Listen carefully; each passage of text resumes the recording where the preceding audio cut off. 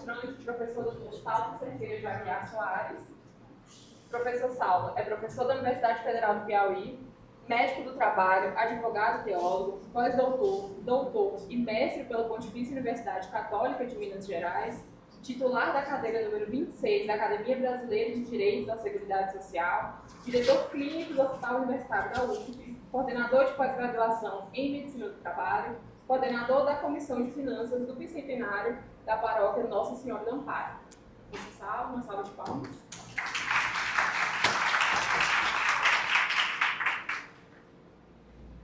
E como convidado... Uma satisfação estar aqui nesse evento. Previsão, temos 20 minutos para abordar esse tema e irei tratar especificamente envolvendo o campo médico da minha atuação na medicina do trabalho.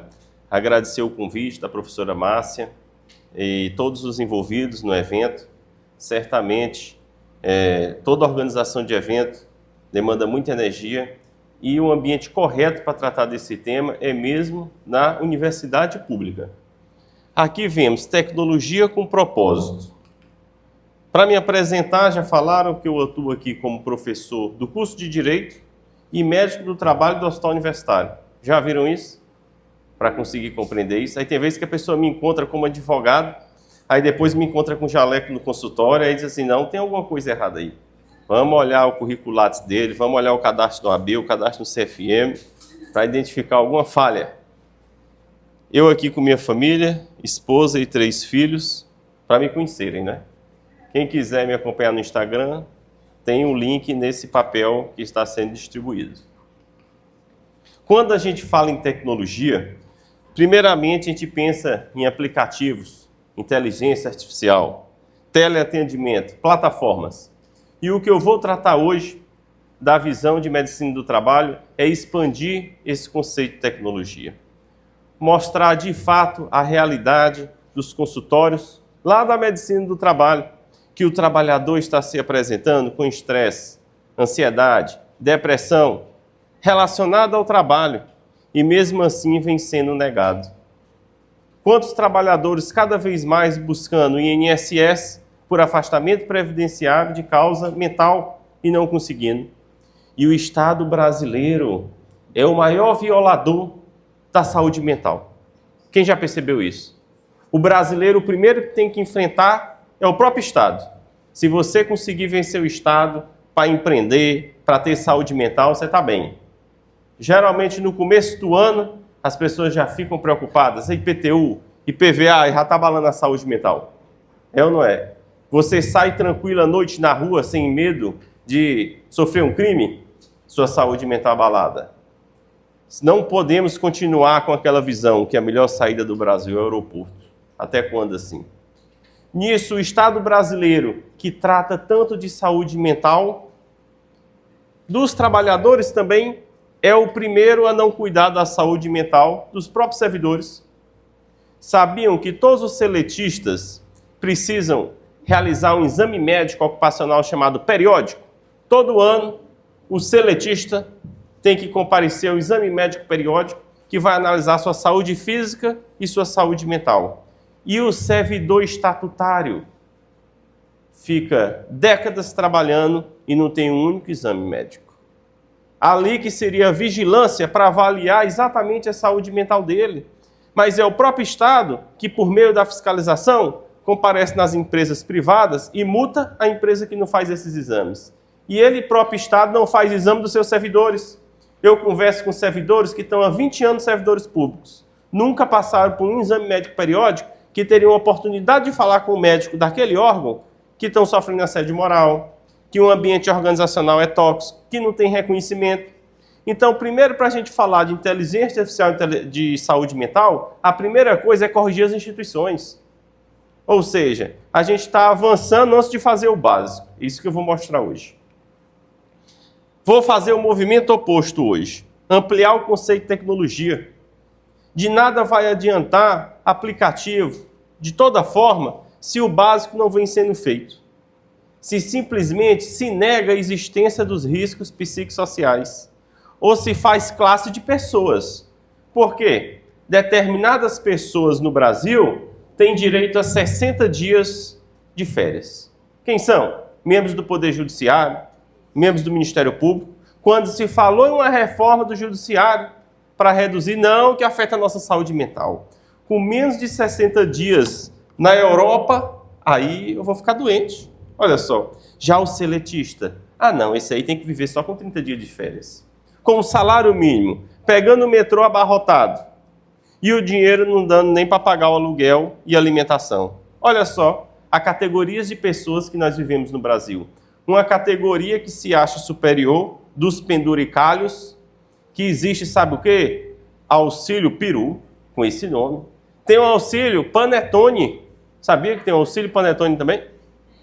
Nesses aí, tudo tipo de auxílio livre, penduricalhos, que são justamente os mesmos que julgam os outros.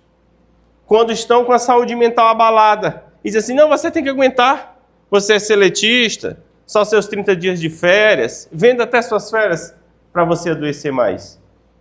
E quando o trabalhador comparece ao médico do trabalho, muitas vezes ele não tem autonomia para reconhecer que a causa é do trabalho.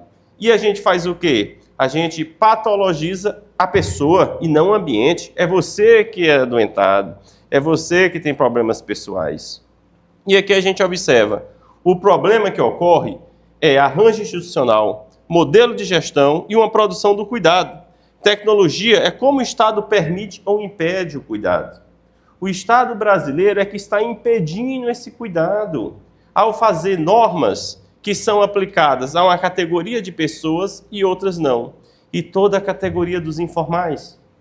Algumas vezes as pessoas imaginam que é o psiquiatra que vai acompanhar isso. Na realidade, o psiquiatra já aparece quando a doença está posta. Quem vai cuidar da prevenção do adoecimento mental é exatamente o setor de saúde do trabalho, o médico do trabalho. É lá que primeiro precisa passar. E de nada adianta você ter aplicativos e não ter o reconhecimento mais básico, que é um ambiente tóxico que gera o adoecimento de saúde mental. É quando você vai para a perícia previdenciária e lhe é negado um benefício, porque simplesmente ainda tem uma visão da perícia do INSS só de adoecimento físico. Se você não tiver uma ressonância magnética, se você não tiver um laudo físico, não, você não tem esse adoecimento. Você está exagerando. Olha só, quantas pessoas com esse tipo de adoecimento. E esse tema é importantíssimo no Piauí, especialmente em Teresina, com altos índices de suicídio. A nossa capital, lamentavelmente, tem esse índice alto. Até hoje não se sabe o motivo ao certo por isso. Mas é necessário abordar esse tema da saúde mental. Porque hoje o que eu percebo no consultório médico é que cada pessoa se sente culpada de estar adoecido. Olha só, a pessoa se sente culpada daquilo. E isso só piora ela cada vez mais. Temos tecnologia já. Sabe por quê? Como a gente abordou e foi visto aqui na última palestra, a tecnologia a gente já tem. Mas com tudo isso, a saúde mental melhorou? Pelo contrário, a saúde mental cada vez mais piora. E as gerações novas têm um grande poder sobre isso. Semana passada, eu estava no supermercado ali da Homero Castelo Branco. E estava o caixa do supermercado conversando com outro. Ele estava se valorizando. Ele estava dizendo, eu aguento trabalhar em 2 empregos. Eu duvido que essa geração mais nova, como é o nome mesmo? Falou para o outro. Geração Nutella, um falou para o outro. Geração Nutella. Consegue ficar em 2 trabalhos até meia-noite para voltar para casa. Olha só a visão dele. Ele romantiza o trabalho excessivo, o trabalho doentio e critica a geração jovem que nega isso. Olha que bobo. Ele deveria agradecer essa geração que ele chama Nutella, que é exatamente dela que vai vir as mudanças para melhorar o trabalho dele. Mas a gente vive no Brasil uma visão errônea até dos influencers. Conhece o influencer, o Primo Rico? Ele fez uma postagem dizendo assim, não existe pobreza que aguente 14 horas de trabalho por dia. Olha só o que ele chegou a essa conclusão. E ele trabalha essas 14 horas por dia? Então é só no Brasil e na Índia que a gente vai ficar trabalhando 14 horas por dia e vai continuar na pobreza. Enquanto nos países nórdicos, eles só trabalham 4 dias por semana e estão na riqueza.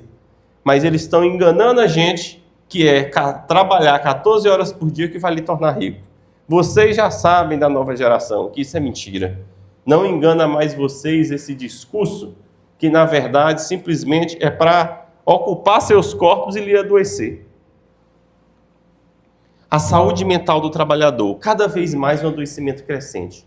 No consultório de medicina no trabalho, o que a gente mais observa são pessoas adoentadas por saúde mental. E elas colocam até a vida em risco. Elas dizem já que já tem tentativa de suicídio, quando não, até de homicídio dos clientes. Já pensou? Dizer assim, olha, já teve um caso que a pessoa trabalhava numa creche. E ela dizia, eu não aguento mais trabalhar, porque me colocam no intervalo para cortar a maçã das crianças. Já não basta eu dar aula, agora eu tenho que ser merendeira. Tenho que ficar no intervalo cortando maçã. Se eu voltar ao trabalho, eu vou fazer um crime com essa faca. Ela já está falando verbalmente o que vai acontecer. Outro dia, um caso de um motorista de ônibus. Ele trabalhava numa cidade que tem muito morro, Belo Horizonte. E ele disse assim, olha, se eu continuar trabalhando, eu vou subir no morro, botar no ponto morto e pular do ônibus, com todo mundo dentro. Já pensou? Uma desgraça dessa? Pular? Ele nunca fez isso, porque eu acho que não deu tempo. Ele botar no ponto morto, não dava mais tempo de pular. Já pensou? Mas olha o que observa. No consultório, você observa quantas pessoas com adoecimento mental. E a inteligência artificial vai simplesmente reproduzir o erro atual. Qual é o erro atual? A proibição de reconhecer a causa ocupacional e ter uma efetividade nisso. Na verdade, é um sistema chamado para inglês ver. Você cumpre protocolos, simplesmente para a auditoria do trabalho, quando passa, dizer que está tudo pronto, mas quando você conversa com cada pessoa, nada é feito.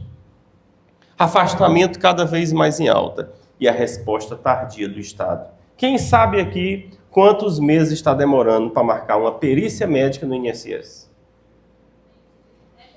Olha só, aqui em Teresina, 4 meses, 6 meses, você se afasta hoje, 20 dias por depressão. Sua perícia é marcada daqui 6 meses. E como é que você vai ficar de salário até lá? E a demora para o sistema reconhecer? Muitas vezes as pessoas ficam 2 a 3 meses sem receber nada e eles dizem, não, depois você recebe retroativo. Mas a pessoa me diz, o problema é que eu não tenho poupança nenhuma. O aluguel não vai vir retroativo, a água não vai vir retroativo. Aí ela adoece mais, aí ela fica pior. Assim, na hora que eu tinha que comprar medicação. Então me diz aí a situação. E quando ele tenta mudar o ambiente de trabalho e diz assim, sabe qual é a causa? Foi o trabalho. Sabe o que é que o RH faz? Assim, demite. Demite logo, porque está mostrando a falha da nossa empresa. E no âmbito do servidor público, ele não tem nem essa oportunidade. Porque nem o exame médico se tem no Brasil, no âmbito da União. Em qualquer estado brasileiro, se você for, não existe. É uma discussão que se tem de aplicar as normas regulamentadoras para o Estado. Mas o próprio Estado, para se proteger, não faz isso. Riscos psicossociais silenciados. Certamente todos sabem da norma regulamentadora número 1 do Ministério do Trabalho, que exige a avaliação dos riscos psicossociais. Cada vez adiada. E ainda se diz que só para o seletista. Não vão aplicar para o servidor público. E quantos servidores tem municipais, estaduais, federais? E os riscos psicossociais, quais são? O nexo causal é constantemente negado. É difícil uma pessoa ter um reconhecimento perante o órgão que trabalha e perante a previdência que é aquele nexo ocupacional. Você reconhecer que ao menos um nexo concausal sempre é tido que são causas pessoais. Isso como uma forma de proteção. E o medo institucional é muito grande. Tem pessoas que estão adoecidas mentalmente, mas elas têm medo de falar. Sabia disso? Ela esconde que está adoecida, ela esconde que está com ansiedade, ela esconde que está com depressão, ela esconde que está com pensamento suicida. Por quê? Porque ela imagina que se falar isso no ambiente que trabalha, nas pessoas que convivem, ela vai ser a próxima a ser desligada. Ou se for no serviço público, ela não vai ser promovida. Ela vai ser vista como aquela pessoa estranha, que é melhor estar longe, distante dela. Então ela silencia aquilo e vive sozinha e adoece mais, porque ela não confia no sistema brasileiro. É como eu disse, cada vez mais vocês vão perceber que o brasileiro tem que enfrentar primeiro é o Estado. Esse é o que mais desafia o brasileiro a conviver e viver em saúde mental. O sistema patologiza o trabalhador. o trabalhador simplesmente é considerado o doente. Sabe por quê? É mais fácil você adoecer ele do que reconhecer que é um ambiente de trabalho. Reconhecer que é o chefe que comete assédio moral. Reconhecer que são os colegas que estão fazendo assédio moral. O assédio institucional. E a IA não vai resolver. A tecnologia não vai resolver a causa raiz. Sabe por quê? Porque a IA só vai aprender com dados distorcidos. Eu tenho 1.000 trabalhadores. Desses 1.000 trabalhadores, 100 levaram atestado CDF psiquiátrico. Se a empresa negou o nexo causal de todos de forma mentirosa, fraudando, simplesmente a IA vai aprender com esses dados distorcidos e vai novamente replicar o não reconhecimento do nexo. Olha só. Então, o que eu estou dizendo hoje? Primeira coisa que a gente tem que mudar é o sistema. E o Brasil é um país de terceiro mundo ou é país de outro mundo? Qual será? País, aqui, vamos testar aqui. País de outro mundo ou de terceiro mundo? Sabe por que eu digo isso? Porque aqui, como professor de direito, a gente observa a lei que pega e a lei que não pega. Não tem isso? Tem certa lei que pegou. Digamos aqui, vamos ver uma. Prioridade na fila do aeroporto. Essa aí pegou. Prioridade da fila do supermercado pegou. Outras leis não pegam. E no Brasil tem lei e a gente não precisa nem mais pedir. Tem uma lei que é a Convenção 161 da OIT. Convenção 161 da OIT. É tão interessante que na hierarquia legal ela tem um efeito supralegal. Ela vale mais que lei ordinária. E mesmo assim é desrespeitada totalmente no Brasil. O que diz essa lei? Que é uma convenção da OIT que foi ratificada no país. Ela diz que todo serviço de saúde tem que ter autonomia e independência perante seu órgão. Isso quer dizer o quê? Que o enfermeiro do trabalho, que o médico do trabalho, que o técnico de enfermagem do trabalho tem que ter garantia provisória de emprego. Porque a partir do momento que ele não tem, você enfermeiro do trabalho, anota lá que a causa do problema de depressão é o trabalho. O empregador é o próximo a lhe demitir. Então a lei no Brasil hoje já reconhece a garantia de emprego. Mas sabe o que é que faz? A auditoria do trabalho fica calada. O Ministério Público fica calado. E a Justiça do Trabalho também. Finge que não existe. É lamentável isso, o que acontece. E a mídia não trata sobre esse tema. A gente não precisa aprovar uma lei, não. Já temos. Só falta é cumprir. Então a gente ainda tem esse país de outro mundo de existir a legislação que não é cumprida. O enfermeiro do trabalho já tem garantia provisória de emprego. Isso quer dizer que ele só pode ser demitido por justa causa. Exatamente para proteger ele. O membro da CIPA, da Comissão Interna de Prevenção de Acidentes, já tem no Brasil e é aplicado. O dirigente sindical também só pode ser demitido por justa causa. E mais uma categoria são os membros da saúde do trabalho, entre eles o enfermeiro do trabalho e a enfermagem do trabalho. Porque ele pode desagradar o órgão que ele trabalha, a partir do momento que ele registra o que a pessoa disse. Chegou uma pessoa no seu consultório e você registra. Não, ela está sofrendo assédio moral do chefe, está tendo um ambiente tóxico. Aí, quando você registra isso, tem empresas que proíbem registrar. E se você registra, você é o próximo a sofrer tudo aquilo. Olha só que detalhe. Nisso, digitalizar o fracasso não é inovar. Simplesmente você aplicar inteligência artificial no campo da saúde mental, do jeito que a gente tem no Brasil hoje, ela só vai pegar os dados distorcidos e replicar. E vai ficar pior para o trabalhador, pior para a pessoa. Porque ela vai ter agora, pela IA, não reconhecido a causa ocupacional da sua adoecimento mental. A síndrome de burnout, cada vez mais difícil de ser reconhecida. Por quê? As pessoas não têm acesso quais são os riscos psicossociais daquele cargo. Então, vem um atestado com de ansiedade, de depressão, de estresse. Estão fugindo de inserir esse tipo de CID. A autonomia técnica é o necessário para uma prevenção real e ter dados verdadeiros. Olha só, se não tiver autonomia técnica, que é o que estou falando aqui, de nada adianta de falar de saúde mental. A partir do momento que todo o serviço de saúde no Brasil, não é só no Piauí, não tem autonomia para reconhecer um risco psicossocial naquele ambiente, nada adianta. Sabe por quê? Porque vai ficar tudo no discurso. Na hora, as pessoas só sabem quando passam por ela. Tem gente que não sabe disso. Nunca adoeceu, mas a partir do momento que apresenta um atestado de 20 dias, vê que demora 6 meses para ser marcado uma consulta. E ela vê como o sistema funciona.